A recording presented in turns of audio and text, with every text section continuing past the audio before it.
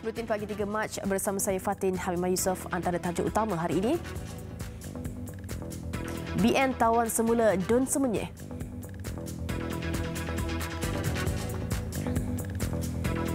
Parti Thai Raksasa berdepan pengharaman.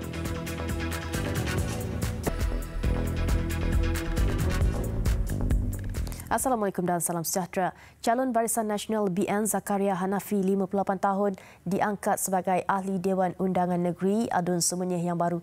Beliau menang dengan majoriti 1,914 undi, menewaskan 3 calon lain pada pilihan raya kecil PRK Dun Semenyih yang berakhir semalam.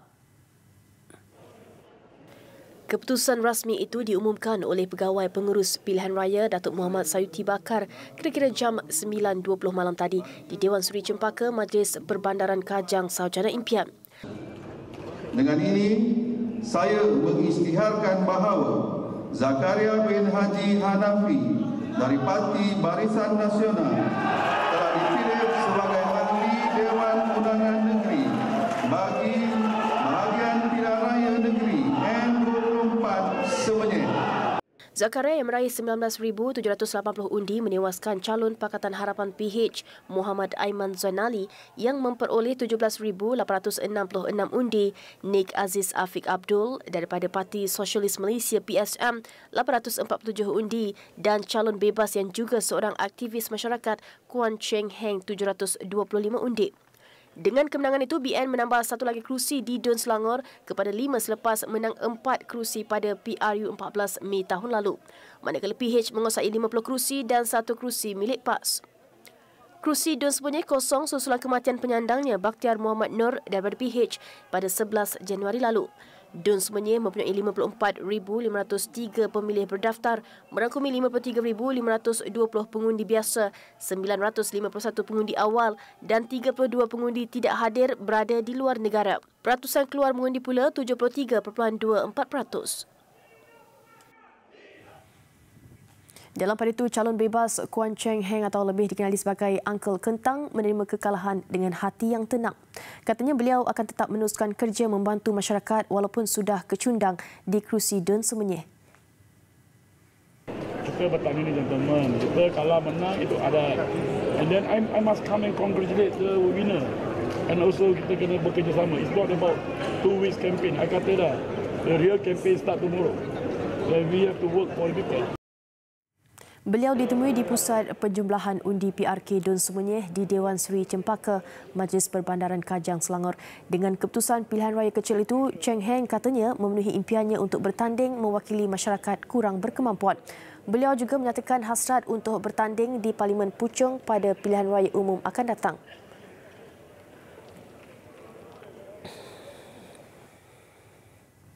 Kekalahan calon PH pada PRK Dun Semenyih dilihat mesej daripada rakyat yang perlu dijadikan iktibar buat kepimpinan parti. Menurut Timbalan Perdana Menteri Datuk Seri Dr. Wan Azizah Wan Ismail, PH akan melihat isu yang perlu diperbetulkan selepas kekalahan di Dun Semenyih. Saya kira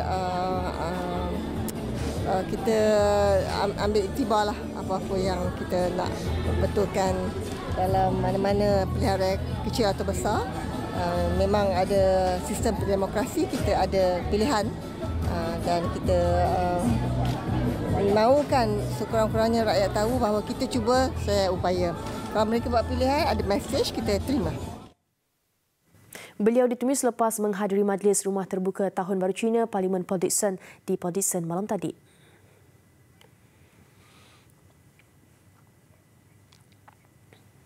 Sementara itu, Presiden PKR Datuk Seri Anwar Ibrahim berkata kekalahan calon PH pada PRK Dun Semenyih memberi gambaran wujud masalah yang masih belum diselesaikan. Pun begitu, katanya kerajaan persekutuan masih kukuh di bawah pentadbiran Perdana Menteri Tun Dr. Mahathir Mohamad.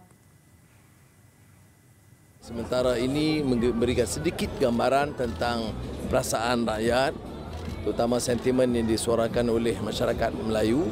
Kita harus ambil kira, tetapi kita harus teruskan tugas dengan baik dan saya yakin diberikan sedikit masa rakyat akan dapat faham mengapa kita ambil langkah-langkah yang sedang diambil dan keterbatasan kita dalam beberapa langkah dalam pelaksanaan program.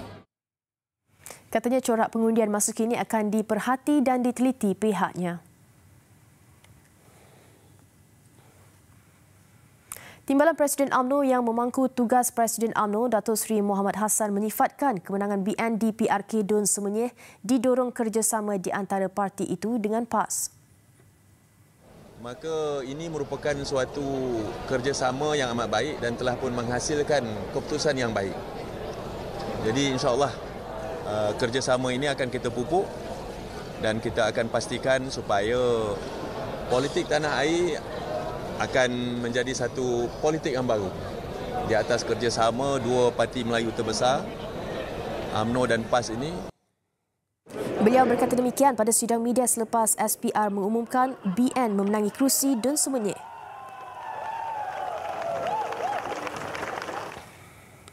MCA menubuhkan Kabinet Bayangan untuk memantau Kerajaan Pakatan Harapan PH. Presiden MCA Datuk Seri Dr. Wee Ka Siong mengumumkan penubuhan 9 jawatan kuasa pemantauan itu pada sambutan ulang tahun ke-70 parti itu di Ibu Negara. 9 jawatan kuasa berkenaan ialah Jawatan Kuasa Hal Ehwal Negara dan Pertahanan, Jawatan Kuasa Perkembangan Ekonomi, Jawatan Kuasa Infrastruktur Asas dan Pembangunan, Jawatan Kuasa Kerajaan Tempatan Bandar dan Luar Bandar.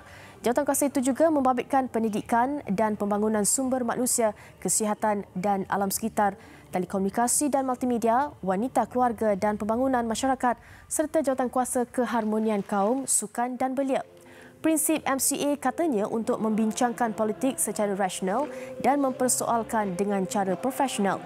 Beliau yang juga ahli Parlimen Air Hitam bagaimanapun tidak mendedahkan nama yang akan menerajui jawatan kuasa berkenaan.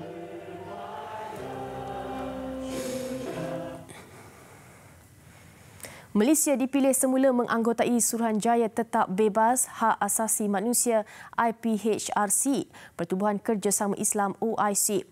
Dalam satu kenyataan, Wisma Putra memaklumkan pemilihan itu berlangsung di luar mesyuarat Majlis Menteri-Menteri Luar CFM OIC ke-46 di Abu Dhabi, Emirat Arab Bersatu kemarin.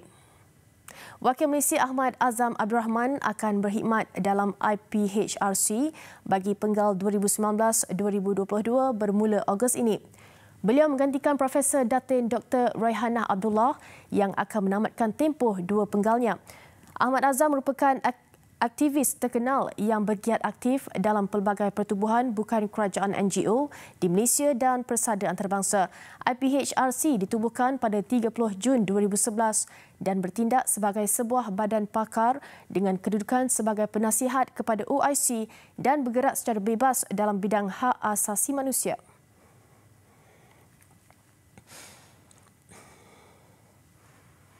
Pekebun kecil dan syarikat perladangan di negara ini disaran mencuba tanaman alternatif lain yang mempunyai prospek pasaran yang lebih baik berbanding kelapa sawit yang kini berhadapan masalah ketidaktentuan harga di pasaran antarabangsa. Menteri Industri Utama Teresa Kok berkata kejatuhan harga minyak sawit tahun lalu menyebabkan ramai pekebun kecil merasai kesannya dan hanya beberapa syarikat besar sahaja yang mampu meraih keuntungan hasil perdagangan komoditi itu. Katanya antara tanaman yang dilihat mempunyai permintaan yang tinggi termasuk kelapa, nenas dan buloh. Contohnya di pos lenjang Cameron Highlands, tanaman lain seperti nenas dan pokok buloh boleh digunakan untuk menghasilkan pelbagai jenis barangan. Pada masa sama, katanya kerajaan juga akan menghentikan sebarang pembukaan kawasan penanaman kelapa sawit yang baru di negara ini. Ia akan dilakukan dengan kerjasama semua kerajaan negeri. Katanya dalam usaha untuk memberi imej baru kepada sektor perladangan kelapa sawit negara dan menanam semula pasaran global terutama Kesatuan Eropah EU, syarikat tempatan perlu memainkan peranan utama.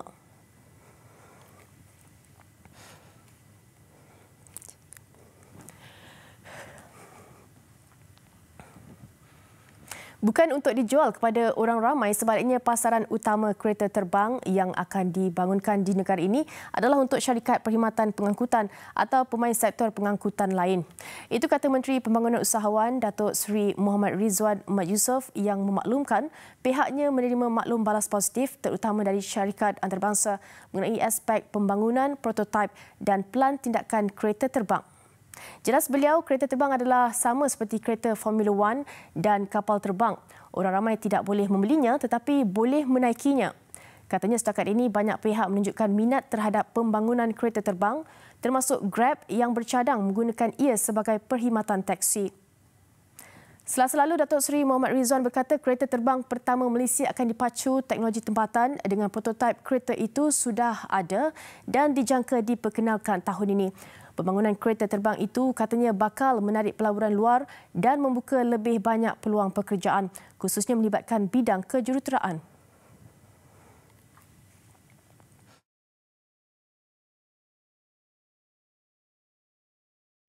Perbadanan Perpustakaan Awam Selangor menganjurkan Pesta Buku Selangor yang berlangsung selama 11 hari bermula 28 Februari hingga 10 Mac. Bertempat di Pusat Konvensyen Shah Alam SACC. Ia dirasmikan oleh Menteri Besar Selangor Amiruddin Syari yang menyaksikan penyertaan 100 pempamer dari pelbagai syarikat penerbitan tempatan dan pengedar buku dalam negara. Buku tidak dinafikan adalah sebagai satu wahana ilmu pengetahuan yang telah mengalami pelbagai cabaran serta rintangan dan berdepan dengan pelbagai perkembangan teknologi terkini yang bersifat disruptif. Namun berdasarkan daripada kajian terkini menunjukkan permintaan terhadap buku-buku bercetak tetap utuh dan meningkat tiap tahun dan saban waktu. Pelbagai aktiviti menarik turut diadakan, antaranya aktiviti yang berteraskan industri kekeluargaan, pendidikan, teknologi kesihatan dan rohani. Pesta Buku Selangor kali ini menyaksikan kelainan apabila pengunjung diminta membaca buku yang telah disediakan oleh pihak penganjur selama 10 minit bagi memupuk minat membaca dalam kalangan masyarakat. Luar negara, sekurang-kurangnya 20 orang termasuk kanak-kanak terkorban di selatan Afghanistan akibat banjir kilat. Menurut kenyataan Pejabat Penyelaras Hal Ehwal Kemanusiaan OCHA, Pertubuhan Bangsa-Bangsa Bersatu PBB, hujan lebat melanda bandar Kandahar dan 6 daerah kemarin, menenggelamkan sehingga 2,000 kediaman dan menghanyutkan banyak kenderaan. Keluarga yang terjejas akibat banjir dipindahkan ke beberapa kawasan selamat di daerah terbabit. Sekurang-kurangnya 10 orang termasuk kanak-kanak hilang di daerah Agandab, Damam, Spin Baldak dan Dan.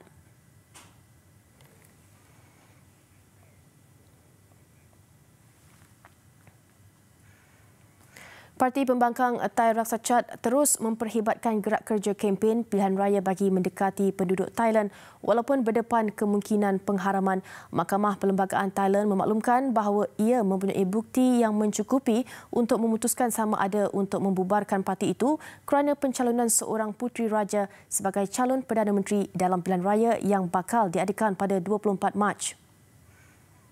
Selain di Bangkok, parti yang setia kepada bekas Perdana Menteri Thaksin Shinawatra itu turut mengadakan perhimpunan awam di Chiang Mai, iaitu tempat asal Shinawatra. Tempoh berkempen dipergunakan sebaik mungkin oleh parti Thai Raksa Chart bagi memberi keyakinan kepada para pengundi. Suruhanjaya Pilihan Raya memohon mahkamah membubarkan parti itu selepas pencalonan Puteri Ubul Ratana sebagai Perdana Menteri yang mengundang kritikan daripada Raja Maha Vajiralongkorn. Pemerhati politik berpendapat pengharaman ke atas parti itu akan membantut peluang pembangkang dalam pilihan raya. Penyokong Thai Raksa Chart pula menyatakan kebimbangan bahawa proses demokrasi kembali ke Thailand akan terjejas sekiranya parti itu dibubarkan.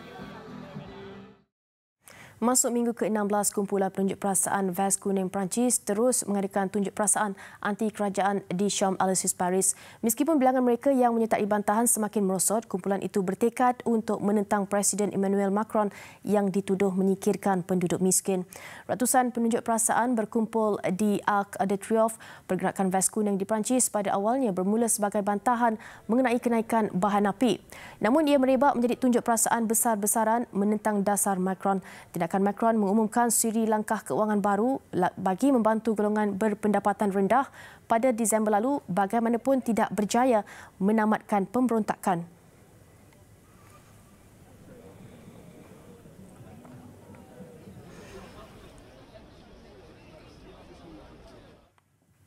Amerika Syarikat meningkatkan tekanan ke atas kerajaan Venezuela pimpinan Nicolas Maduro dengan mengenakan sukatan tambahan dan pembatalan visa. Washington berkata pihaknya menyasarkan 6 pegawai tentera Venezuela kerana menghalang konvoi bantuan kemanusiaan yang disokong Amerika Syarikat pada hujung minggu lalu. Menurut Jabatan Negara Amerika Syarikat, sukatan itu membabitkan pembekuan sebarang aset di Amerika Syarikat dan mendenda perjanjian keuangan Washington dengan pegawai berkenaan. 6 pegawai yang disasarkan termasuk Komander Pegawai Negara Major General Richard Justus Lopez Vegas, huru-hara yang tercetus apabila pasukan tentera menghalang bantuan seberat 178 tan metrik daripada melintasi sempadan Colombia meragut 5 nyawa. Jabatan Negara Amerika Syarikat juga membatalkan visa 49 orang pegawai Venezuela dan anggota keluarga mereka. Mereka berdepan pengusiran jika berada di Amerika Syarikat.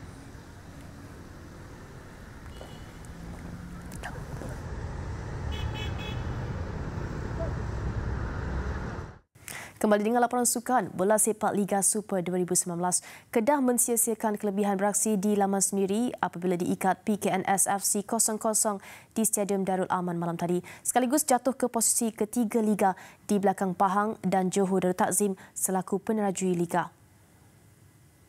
Beraksi di hadapan kira-kira 17,000 penyokong, tuan rumah seharusnya memperoleh tonik tambahan, tetapi sebaliknya berlaku apabila dilihat bergelut mencari gol sekalipun memperoleh deretan peluang.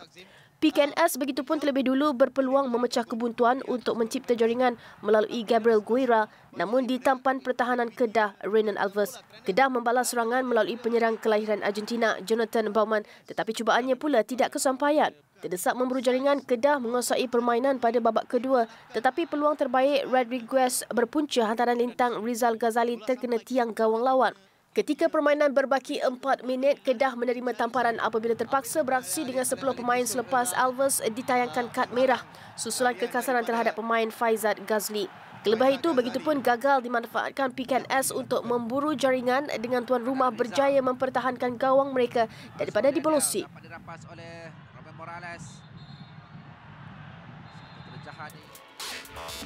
Dalam satu lagi aksi Liga Super, Pahang mengukuhkan status sebagai pasukan yang harus digeruni musim ini apabila menewaskan PKNP FC 3-0 malam tadi.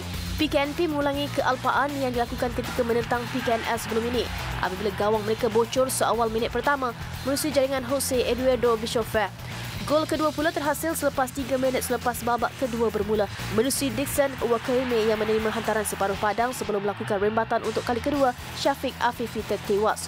Ironinya, Dixon terpaksa dikeluarkan pada minit ke-51 akibat kecederaan iaitu 3 minit selepas menghasilkan jaringan untuk pasukannya. Ketika PKNP cuba memperkemaskan permainan, penyerang kebangsaan Nur Syahrul menambah derita tuan rumah apabila mudah menggelecek Syafiq Afifi pada minit ke-72 untuk melengkapkan gol ketiga Pahang. Gol itu terhasil selepas tampanan penjaga gol tuan rumah terhadap percubaan Jose Eduardo yang kemudian pantas disambar Nur Syahrul.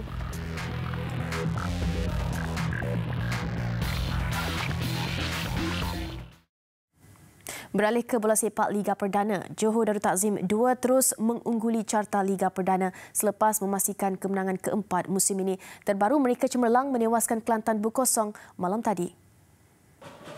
Berlangsung di Stadium Majlis Perbandaran Pasir Gudang, tuan rumah memperoleh 1 gol dalam setiap babak permainan, bermula dengan jaringan Rozaimi Abdul Rahman pada minit ke-40. Ia disusuli jaringan Muhammad Khairullah Abdul Halim untuk menambah gol kedua hanya 3 minit selepas separuh masa kedua bersambung. Walaupun kurang satu perlawanan, JT2 nyata unggul untuk berada di puncak Liga dengan mata maksimum. Mereka kini hanya dibezakan 2 mata berbanding Sabah di tempat kedua.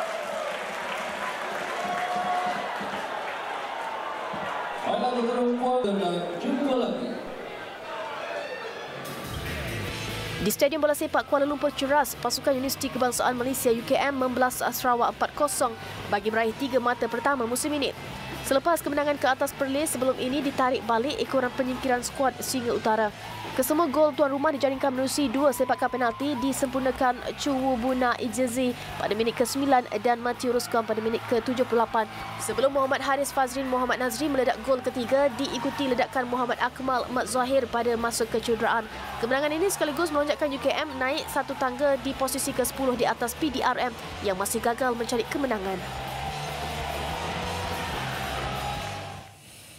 Sekian Buletin Pagi, terus ikuti Buletin TV3 di platform digital dan media sosial kami.